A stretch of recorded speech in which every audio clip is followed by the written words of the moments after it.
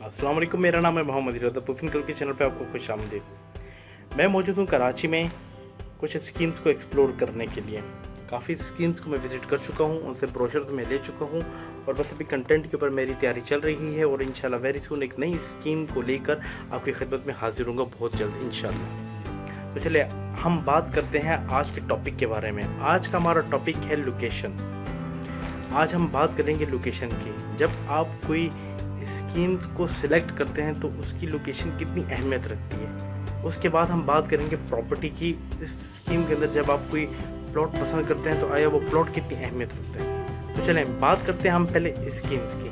देखें, जब भी आप कोई स्कीम सिलेक्ट करें तो सबसे पहले आप ये देखें जो मेन रोड है जहाँ पे आपको पब्लिक ट्रांसपोर्टेशन ईजीली मिलती है वो इस स्कीम से कितनी दूर है। अगर आप इन्वेस्टमेंट पॉइंट ऑफ व्यू से बात करते हैं, जिससे सिर्फ प्लॉट खरीद के बेचना होता है, उसको इससे कोई गर्ज नहीं होता कि मेन रोड कितना दूर है, इस स्कीम से वो खरीद के बेच देगा, ठीक है। मगर जिस बंदे ने खुद रहना होता है उसके लिए बहुत इंपॉर्टेंट और मायने रखता है कि आया मेन रोड से ये स्कीम कितनी दूर है। अगर 5 से 10 से 15 से 20 किलोमीटर वो स्कीम दूर होती है और अगर उसके पास व्हीकल या कन्वेंस नहीं है जाने के लिए, उसके लिए बड़ा ही प्रॉब्लम हो जाता है कि वो पब्लिक ट्रांसपोर्टेशन इजीली अवेल कर सके, क्योंकि हर स्कीम्स में शटल नहीं चलती। पहला पॉइंट इसको आप ज़रूर माइंड में रखिएगा। दूसरा पॉइंट जो बहुत इंपॉर्टेंट पॉइंट है वो है यूटिलिटीज़। आप आया ये ज़रूर देख लें आया उसमें बिजली, गैस और पानी की कनेक्शन है कि नहीं है। बिजली की बात करते चलें, बिजली तो फिर भी अवेलेबल है और मिल जाती है कहीं ना कहीं से, मगर सबसे बड़ा जो मेन इंपॉर्टेंट प्रॉब्लम है वो होता है गैस के कनेक्शन का, क्योंकि गैस का कनेक्शन इतनी ईजिली मिलता नहीं है। पूरे पाकिस्तान का ये प्रॉब्लम है। उसके लिए आपको 1 साल 1.5 साल पहले अप्लाई करना पड़ता है, डॉक्यूमेंटेशन जमा कराने पड़ते हैं और स्कीम्स के ऊपर तो रिस्ट्रिक्शन है कि कुछ परसेंट डेवलप हो जाए तो फिर गैस के कनेक्शन तो लगना शुरू होते हैं। तो ये तो ठीक है, चलिए ठीक है। अगर आपको डेवलपर्स और जो ओनर होता है अगर वो आपको ये बोल दे, ये तसल्ली दे दे आपको जी कि ठीक है 1 साल बाद 1.5 साल के बाद कनेक्शन लग जाएंगे, वो बात अपनी जगह पे। क्या ये आपने अपनी तसल्ली कराई कि जो आसपास की स्कीम्स हैं उनमें गैस के कनेक्शन पहले से मौजूद हैं या नहीं है। आपकी स्कीम के साथ अगर कोई स्कीम है उस पर गैस के कनेक्शन पहले से मौजूद हैं या नहीं है, ये आप अपनी तसल्ली पहले ज़रूर कर रहे हैं। क्योंकि अगर वो आपको 1 साल का बोलते हैं, जब वहीं पहले जो मौजूदा स्कीम में अगर गैस के कनेक्शन नहीं तो आपके पास गैस के कनेक्शन कहाँ से आएंगे। फिर ये भी आप देख लें कि आया गैस पाइपलाइन कहाँ तक डली हुई है, कितना डिस्टेंस है। तो ये इन चीज़ों को आप ज़रूर जो है अपने माइंड में रख के स्कीम्स की सिलेक्शन कीजिए। थर्ड पॉइंट जो कि बहुत इंपॉर्टेंट पॉइंट है वो है डिस्प्यूट। आप आसपास की ज़मीन के बारे में भी लाजमी तसल्ली करवा लें कि आया वो कोई डिस्प्यूट का शिकार तो नहीं है। बाद में ऐसा पता चले कि ये स्कीम भी कहीं खुदा न खास्ता जो आपने सिलेक्शन की हुई स्कीम ये भी उसी का पार्ट, वो उस डिस्प्यूट का कहीं पार्ट ना बन जाए। तो ठीक है, एक महदूद एक हद तक तो हो सकता है शायद वो डिस्प्यूट का पार्ट ना बने, मगर जो और प्लॉट्स हो सकते हैं मे भी शायद वो उस ज़मीन के अंदर आ रहे हों। तो इन चीज़ों को आप ज़रूर माइंड में रखिएगा।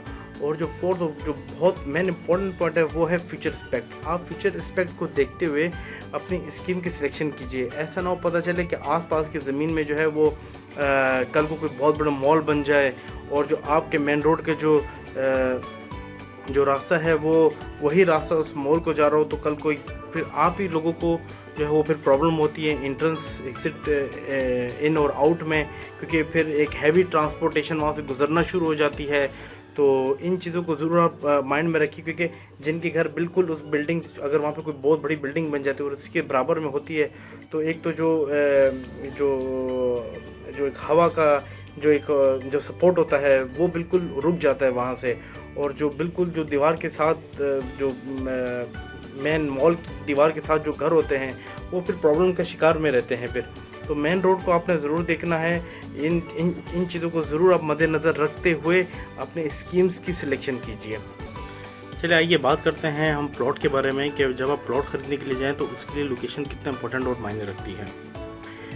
देखें, बिल्डर्स एक्स्ट्रा चार्जेस के नाम से आपसे साउथ ओपन या वेस्ट ओपन या कॉर्नर प्लॉट या पार्क व्यू या फिर मेन रोड की चार्जेस वो है आपसे एक्स्ट्रा चार्जेस कलेक्ट करते हैं। मगर आप मुझे एक बात बताइए, जिससे अपने लिए रहने के लिए रहना है, मुझे आज तक एक बात नहीं समझ में आती।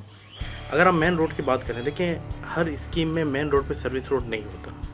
जो मैं बात करने वाला बहुत इंपॉर्टेंट है इसको बहुत गौर से सुनिएगा, इसके ऊपर एनालाइज ज़रूर कीजिएगा। हर स्कीम्स में सर्विस रोड नहीं होता, ठीक है।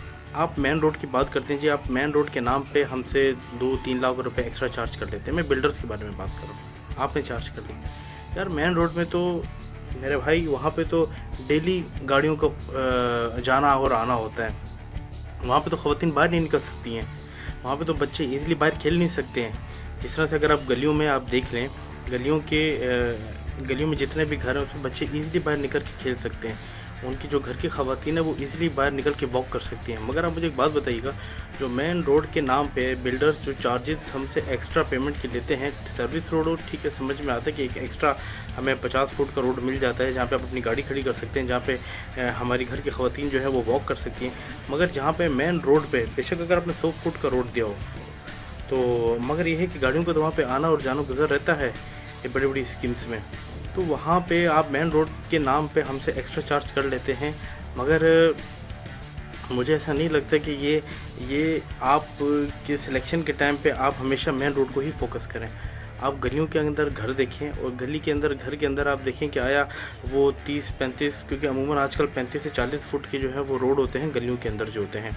और इम्पोर्टेंट ये भी है कि जब आप प्रॉपर्टी के या जब आप प्लॉट या कोई बंगले के बने बनाए बंगले का सिलेक्शन करें तो ये देखने आया वो 40 फुट तो कम से कम 35 से 40 फुट होना चाहिए। क्योंकि अमूमन अगर 2 गाड़ियाँ भी खड़ी हों तो ये है कि बीच में से गाड़ी गुजर जाए। क्योंकि अक्सर ये होता है कि अगर आप 25 से 30 फुट के रोड के सिलेक्शन करते हैं गलियों के अंदर तो उसमें गाड़ियों का क्रॉसिंग का जो है ये काफ़ी प्रॉब्लम होता है। तो ये 2 इंपॉर्टेंट पॉइंट आपने ज़रूर मायने रखना है। तीसरा पॉइंट आता है वो है पार्क व्यू। मैं फिर बात करता चलूँगा, अगर पार्क में एक हजूम डेली शाम को आ जाता है और पार्क व्यू के सामने जो है वो आप चार्ज कर लेते हैं एक्स्ट्रा चार्जेस 1.5 लाख रुपये या 2 लाख रुपये जो बिल्डर्स हमसे चार्ज करते हैं। ठीक है, पार्क व्यू है तो जिन से 2 लाख या फिर 2.5 लाख रुपये चार्ज कर लो। हमारा जो माहौल है हमें इस चीज़ की इजाज़त नहीं देता कि हम जो है वो गैलरी में जो है वो खड़े हों और सामने से जो है वो क्योंकि सामने रश होता है पार्क में, तो हमारी घर की ख़वातीन को अमूमन हम लोग इजाज़त देते नहीं हैं। तो ऐसा लाजमी नहीं है कि अगर पार्क व्यू के सामने आपको बंगला नहीं मिला तो आप बड़े परेशान हो जाए जी मेरी लोकेशन अच्छी नहीं। क्योंकि अक्सर मैंने लोगों को देखे वो बेचारे जो हैं वो प्लॉट ख़रीदने के बाद भी सोचते रहते हैं यार वो मैंने प्लॉट सही लोकेशन पर ख़रीदा है कि नहीं ख़रीदा। तो ये 2 ऐसे मेजर पॉइंट्स हैं जिसमें ठीक है इन्वेस्टमेंट के पॉइंट ऑफ व्यू से अगर आप बात करेंगे तो मेन रोड्स की जो प्राइसेस हैं वो 5 से 6 लाख रुपए ऊपर ही बिकती हैं। या पार्क व्यू के भी अगर आप कभी सिलेक्शन करने के लिए जाएंगे या सेल आउट करेंगे तो वो 3-4 लाख रुपए अंदर वाले प्लॉट से ऊपर ही सेल आउट होते हैं। मगर आप मुझे एक बात बताइए, जिससे खुद रहना है जो अपने रहने के लिए प्लॉट ख़रीदता है तो वो बस सिर्फ इन चीज़ को मद्देनज़र रखे कि बेशक गली के अंदर रहे। अगर मैं सर्दियों जिस तरह देखिए कराची की मैं बात करूं तो वेस्ट ओपन को ज़्यादा प्रेफर दिया जाता है क्योंकि हवा की वजह से। और अगर मैं बलूचिस्तान की बात करूं तो वहाँ पे साउथ ओपन को ज़्यादा प्रेफर दिया जाता है धूप की वजह से। तो बेशक अगर गली के अंदर भी अगर आपका घर है तो आप बस ये देख लें कि आया साउथ ओपन है, या कराची में अगर यहाँ पे तो आप ये देख लें आया वो वेस्ट ओपन है, बेशक गली के अंदर ही हो। बस आप ये देख लें कि जो रोड हो गली के अंदर का वो कम से कम 40 फुट का हो। सेकेंडली बहुत इंपॉर्टेंट मैं एक बात करता चलूँ, मैं अभी एक स्कीम को मैंने विज़िट किया है, इंशाल्लाह वेरी सुन आपके साथ आ दूँगा उस वीडियो के साथ। तो उसमें मैंने देखा कि एक स्कीम है जो मेन रोड है वो तकरीबन आपका 100 फुट का रोड है।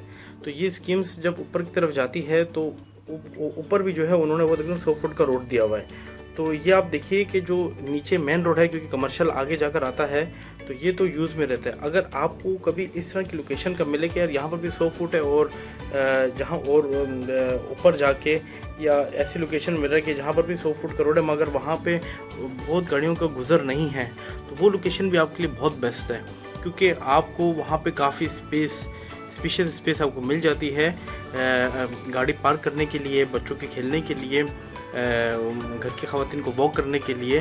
और मिनिमम और बहुत क्योंकि हमारे यहाँ पे एक रवाज है कि हम लोग बाहर कोई फंक्शन वगैरह भी अपने कर लेते हैं तो फंक्शन के लिए भी आपको काफ़ी स्पेस मिल जाती है। तो ये लोकेशन इतना इम्पोर्टेंट और इतना मायने रखती है, सिर्फ प्लॉट ही मायने नहीं रखता, लोकेशन को अंडरस्टैंड करते हुए इवन स्कीम्स का भी, जैसे मैंने पहले जिक्र किया कि स्कीम भी बहुत मायने रखती है। तो जब भी आप प्लॉट खरीदें रहने के लिए तो मेन रोड के मैंने आपको फ़ायदे और नुकसान दोनों बता दिए। कि अगर सर्विस रोड है तो आप ज़रूर सेलेक्ट करें, अगर नहीं तो परेशान ना हो, गली के अंदर लें, मगर लें तो आप रोड एक दफ़ा देख लें कि कितने फुट का है। और ये चीज़ें थी जो मैंने आपसे डिस्कस करनी थी। और इंशाल्लाह जब मैं नेक्स्ट वीडियो में जब मैं एक स्कीम्स को जब मैं डिस्क्राइब कर रहा हूँ इंशाल्लाह, तो ये चीज़ें मैं वहाँ पर भी आपसे डिस्कस करूँगा, ताकि आपको प्रैक्टिकली समझ में आए कि लोकेशन कितना मायने रखते हैं आपके प्लॉट के सिलेक्शन में। बहुत शुक्रिया, मुझे इजाज़त दीजिएगा। फिर इंशाल्लाह नेक्स्ट वीडियो में आपकी खिदमत में हाजिर होऊंगा। अल्लाह हाफ़िज़।